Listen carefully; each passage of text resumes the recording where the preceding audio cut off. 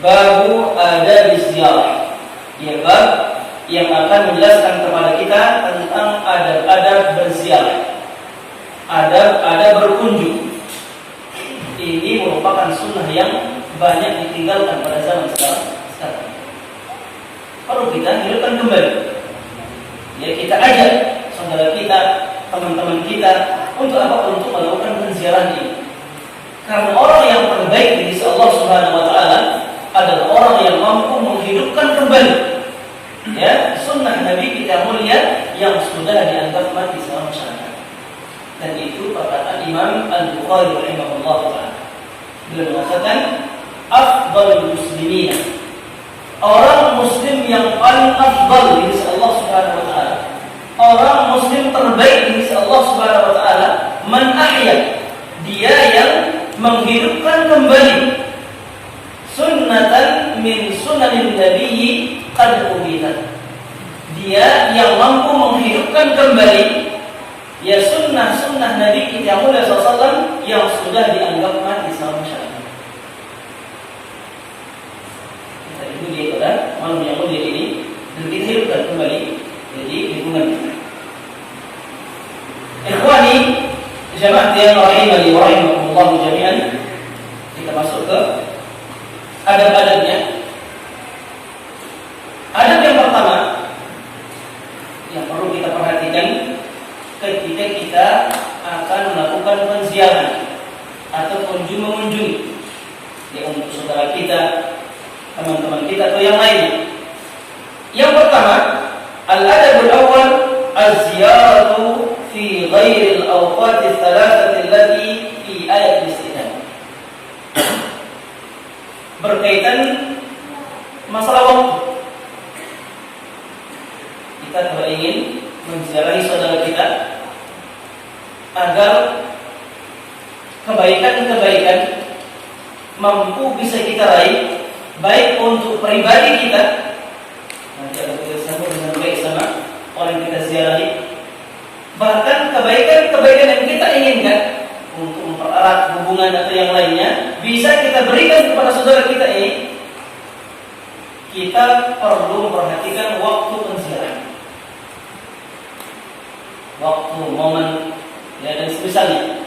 Dan di sini katakan az-ziyaratu fi ghairil awqati tsalatsah allati fi ayat al-istidhan. Kita usahakan menziarahan kita itu tidak kita lakukan di 3 waktu. Yang 3 waktu ini sempat kita sebutkan ketika ada istidhan, minta izin.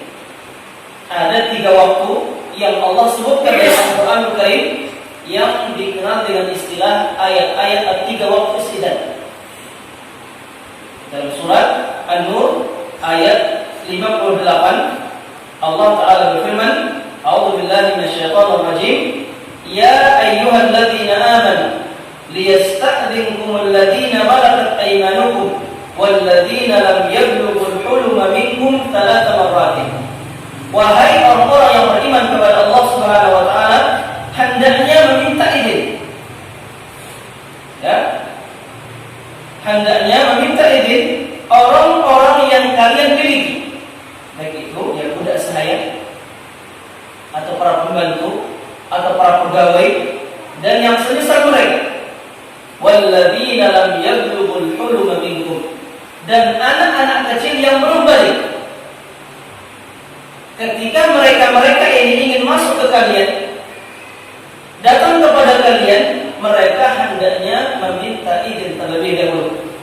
Kapan? Salasah marratin, di 3 waktu. Ini dikatakan tadi yang dikenal dengan istilah 3 waktu minta izin. Yang mana? Yang pertama, min qabli salatil fajr, waktu sebelum salat fajar, waktu sebelum subuh. Yang kedua, wa hina tad'una thiyabakum min adh-dhahirah, waktu yang kedua, waktu ketika kalian menanggalkan pakaian-pakaian kalian. Ini waktu qayyulah antara zuhur ke asar. Ada juga mengatakan masuk juga ke dalamnya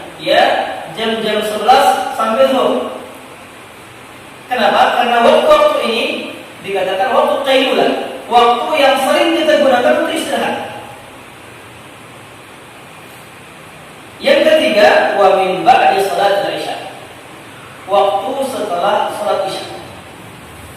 Ini 3 waktu yang tidak boleh kita melakukan penziarahan padanya.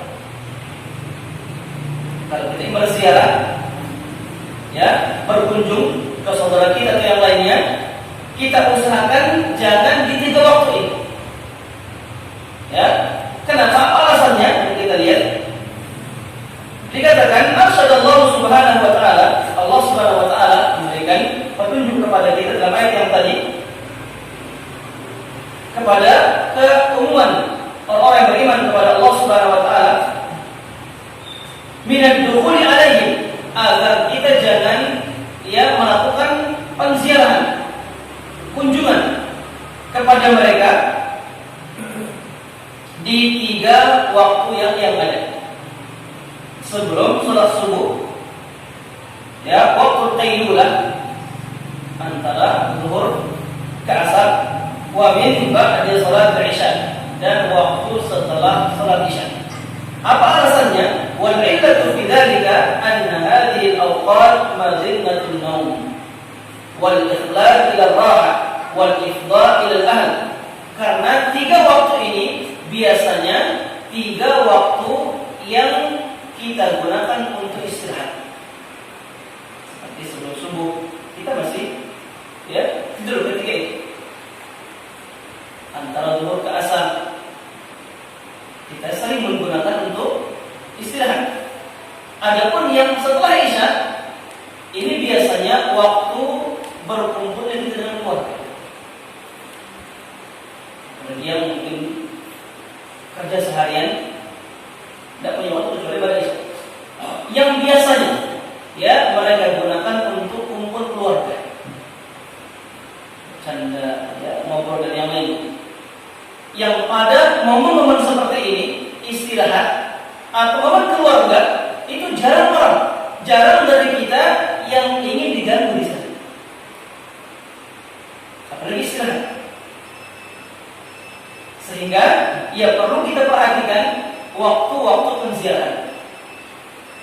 Kita usahakan kita jangan melakukan kunjungan penziarahan di 3 waktu tersebut. Kenapa? Karena kalau kita berziarah pada waktu tersebut, la syakka annaha tu'akhiru ala ahli bait rahatan. Karena kalau kita berkunjung pada waktu tersebut, jelas akan mengganggu kenyamanan orang yang kita ziarahi. Kenapa? Karena waktu tersebut mereka gunakan untuk keluarga, istirahat dan yang lainnya. Jadi bisa memperkeruh waktu liku rahatahu, dan bisa memperkeruh istirahat mereka. Wa tasabbab lahum al-haraj. Yang kedua, ini akan mendatangkan kesultanan bagi diri mereka. Haraj, mereka sultan. Karena pada waktu itu mereka sedang tidak siap untuk menerima seorang tamu. Apalagi tamu itu wajib dimuliakan.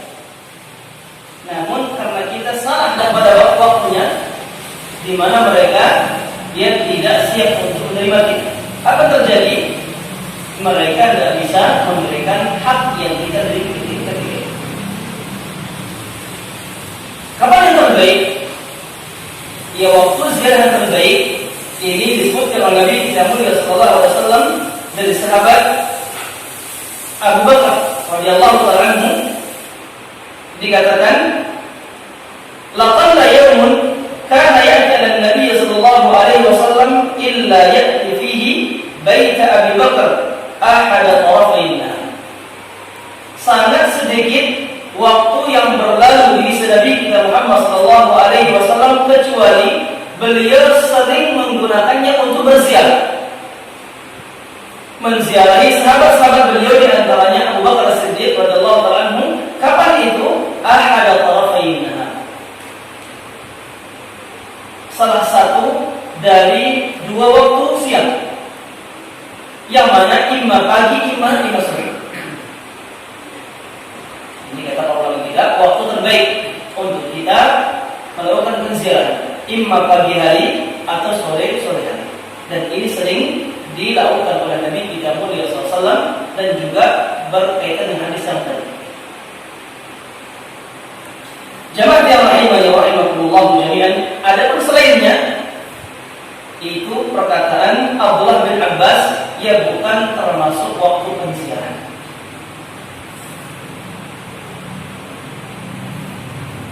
Kecuali kalau orang yang akan kita ziarahi ya menerima atau ridho akan kedatangan kita di 3 waktu tersebut. Nah, secara asal ya 3 waktu yang ada bukan termasuk waktu penziarahan. Ikhwani jamaah rahimani wa rahimakumullah, ada yang kedua, la ya'um az-za'iru sahib al-bait wa la yajlis ala firashihi illa bi'idhni. Ada yang kedua, seorang penziarah tidak boleh bertasarruf ya, melakukan aktivitas di tempat orang yang dia ziarahi, baik itu ya duduk di sofanya, masuk ke dalam kamarnya atau yang lainnya.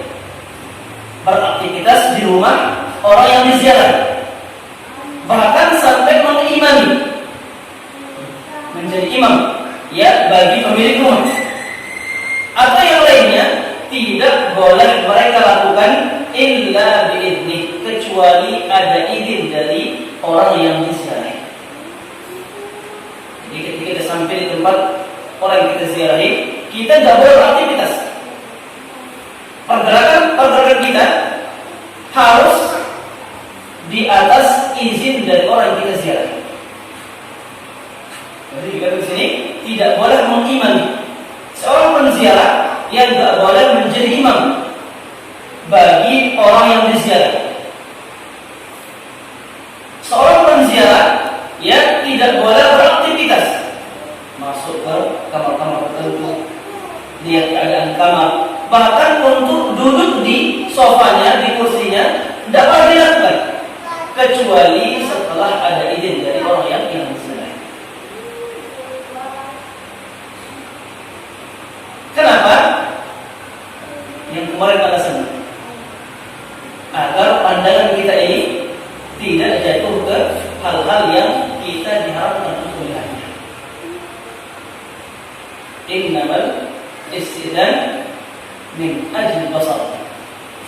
Karena masalah perizinan dianjurkan dalam agama kita untuk apa? Semata-mata untuk menjaga pandangan kita ini agar tidak dilepaskan ke perkara-perkara yang kita diharamkan untuk melihat. Mana dalilnya? Sabda Nabi kita mulia SAW, bahkan kita akan masuk ke kamar ke rumahnya, dan kita akan pulang pun nggak boleh kita lakukan kecuali setelah ada izin dari orang yang kita ziarahi. Sabda Nabi kita mulia Sallallahu Alaihi Wasallam, ya umur kaumu aqra'uhum li kitabillah. Orang yang berhak menjadi imam, yang pertama aqra'uhum li kitabillah, orang yang paling banyak dan bagus bacaan Al-Qur'annya. Fa in kanu fil qira'ati sawa'un, kalau ada banyak orang yang sama kualitas bacaan dan hafalannya, fa a'lamuhum bisunnah, maka yang diterapkan menjadi imam orang yang lebih paham masalah sunnah Nabi kita mulia SAW. Fa in kanu bisunnati sawa', kalau ada orang dia banyak kualitas Al-Qur'annya sama, ilmu terhadap sunnahnya sama, fa'aqdamuhum hijratan, maka diutamakan orang yang lebih pertama mengenal Islam. Kalau itu juga sama, fa'aqdamuhum silman, maka diutamakan yang lebih tua umurnya. Wala ya'ummanna rajul-rajula fi sultani, dan tidak boleh seorang pemuda mengimami pemuda yang lain ketika dia berada di wilayahnya, di kampungnya barangkali, di rumahnya barangkali. Wala yaqud fi baitihi ala takrimatihi illa bi'idnih, dan tidak boleh juga bagi mereka untuk duduk di sofanya, di kursi atau yang lainnya, kecuali setelah ada izin dari pemilik rumah atau orang yang kita ziarahi. Dalam hadis yang lain, Nabi kita bersabda sallallahu alaihi wasallam, "Idza zara ahadukum akhahu," jika salah seorang di antara kalian menziarahi saudaranya, "fala yaqumanna hatta yasta'dina," maka tidak boleh dia bangun untuk pulang berpamitan, ya, kecuali setelah ada izin dari pemilik rumah. Jadi intinya, semua aktivitas kita ketika menziarahi saudara kita itu semua diikat dengan izin. Kita ingin aktivitas apa saja ketika itu berkaitan dengan pemilik rumah atau orang kita ziarahi, ya, itu sangat diikat dengan izin mereka. Harus kita lakukan, ya, bahkan sampai pulangnya kita harus kita lakukan setelah ada izin dari pemilik rumah. Karena kalau tidak, ya kita telah melanggar aturan dia dalam perziarahan. Jamaah yang rahimani wa rahimakumullah jami'an, itu ada yang kedua. Yang ketiga, sebelum terakhir, yang ketiga, al-iqla'u min az-ziyarah. Yang ketiga, di antara sunnah dalam penziarahan itu, ziarah itu dilakukan selang-seling. Ya, tidak rutin, tidak terus-menerus, namun dianjurkan bagi kita untuk melakukan penziarahan dengan selang-seling. Lianna minan nasi man huwa adiyatun, karena ada sebagian tipe manusia yang sifatnya pengganggu, ya, kurang beradab, tidak memperhatikan keadaan orang. Sehingga di sini, ya, kita dianjurkan untuk melakukan penziarahan itu, ya, selang-seling. Kecuali kalau orang yang kita ziarahi tersebut, ya, sangat senang, suka, ya, dengan seringnya kita berziarah kepadanya. Intinya secara umum, hukum asalnya ziarah itu selang-seling. Ya, kecuali kalau orang kita ziarahi memang senang, ya, dengan ziarah kita kepadanya. Mana dalilnya? Sabda Nabi kita mulia sallallahu alaihi wasallam, "Zur ghabban tazdad hubban." Ziarahlah selang-seling, maka ini akan mampu mendatangkan kasih sayang di antara kalian. Ya, ziarahilah atau berziarah, berkunjunglah dengan selang-seling, ya, tidak terus-menerus, apalagi dalam waktu yang singkat. Zur ghabban tazdad hubban, berkunjunglah selang-seling. Kenapa? Karena yang sifatnya seperti itu mampu mendatangkan kasih sayang di antara kalian. Suatu ketika, Aisyah radhiyallahu anha pernah berkata kepada Ubaid bin Amir radhiyallahu anhu, "Ma yamna'uka min ziyarati?" Apa yang menghalangimu untuk berziarah kepada kami? Dia mengatakan, "Ma qala fil awwal." Yang menghalangiku, ya, sabda Nabi kita mulia sallallahu alaihi wasallam, "Zur rabban tazdad hubban." Yang menghalangiku, ya, sabda Nabi kita mulia sallallahu alaihi wasallam, berziarahlah selang-seling, karena itu bisa mendatangkan, ya, kasih sayang di antara kalian. Dan ini juga dijelaskan oleh para ulama kita bahwasanya ziarah yang sifatnya selang-seling ini mampu, ya, mendatangkan kecintaan antara kita dan mampu mempererat, ya, tadi hubungan kekerabatan antara kita dengan yang lain. Adapun yang sifatnya terus-menerus, apalagi, ya, kita enggak mengenal waktu, tanpa kita melihat waktu, ini jelas mampu mendatangkan gangguan bagi orang yang kita ziarah. Ini antaranya bosan atau suudzon. Ketika salam kita ketika menjelaskan hadis yang mulia ini, beliau mengatakan la syakka anna kasratal khuruj wa ziyarah ila al-jiran yaqsud bil fasad. Tanpa diragukan, kunjungan yang sering-sering, yang banyak, yang kita lakukan kepada saudara kita ini mampu mendatangkan kerusakan antara kita dengan mereka. Minimal kata beliau al-malal wad-dajar, sifat bosan, ya, dan sifat suudzon. Karena orang yang kita sering ziarahi tanpa waktu, kadang-kadang mereka akan suudzon kepada kita.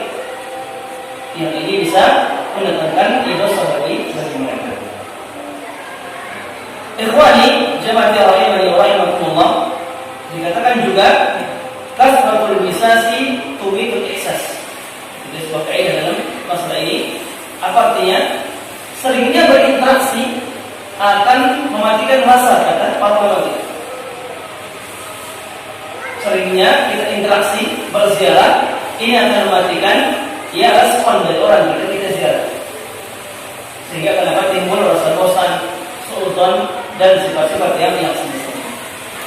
Jemaah yang rahimani wa rahimakumullah, itu barangkali yang bisa kita sampaikan ya pada pertemuan kali ini. Karena berkaitan dengan ziarah ini cuma disebutkan 3 ada di sini. Ada para ulama kita, ada pun yang lain berkaitan dengan yang kemarin istidan, dan juga akan berkaitan dengan yang akan datang dengan adab pertama, baru ada berdiam, bab yang akan menjelaskan kepada kita tentang adab-adab bertamu. Mereka sering berkaitan antara ini ziarah dan bertamu. Selebihnya akan disebutkan nanti pada pertemuan akan datang berkaitan dengan adab dalam bertamu. Ya, semoga apa yang disampaikan pada pertemuan kali ini diberikan